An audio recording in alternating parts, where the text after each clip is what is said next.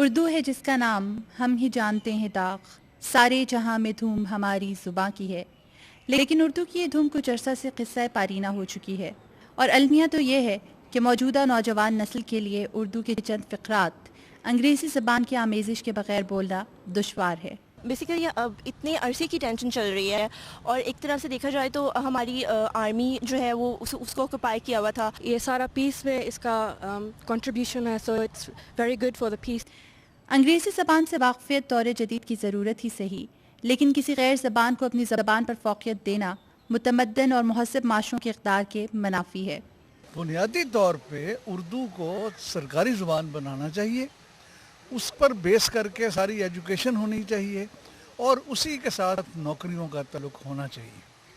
اگر آپ یہ نہیں کریں گے تو پھر یہی کچھ ہوگا. نئی نسل کون ہے؟ ہمارے اپنے بچے ہیں. ہمارا جو گھر کا ماحول ہے، جو ہم تہذیب ان کو دے رہے ہیں، وہی وہ ریفلیکٹ کر رہی ہے. گھروں کا ماحول جیسا ہوگا ویسی ہماری نسل بات کرے گی. زبان جو تھی دلی کی، لکھنؤ کی، اب اس کے متعلق اسے آپ بھول جائیے.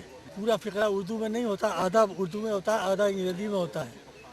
تو فضا بھی تو ہماری معاشرتی فضا بھی تو اسی قسم کی ہے.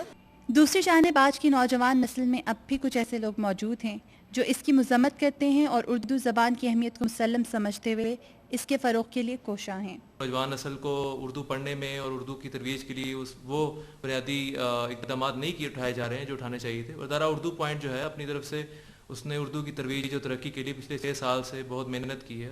اقبال نے کہا تھا، گیسوئے اردو ابھی منت پذیر شانہ ہے. تاریخ گواہ ہے کہ زندہ قومیں اپنی زبان پر فخر کیا کرتی ہیں، لہٰذا قومی زبان اردو کو اس کا کھویا ہوا مقام واپس دلانے کے لیے ارباب اختیار کو اپنا کردار ادا کرنا پڑے گا. Madiha Chaudhry, ARY1 world, Lahore.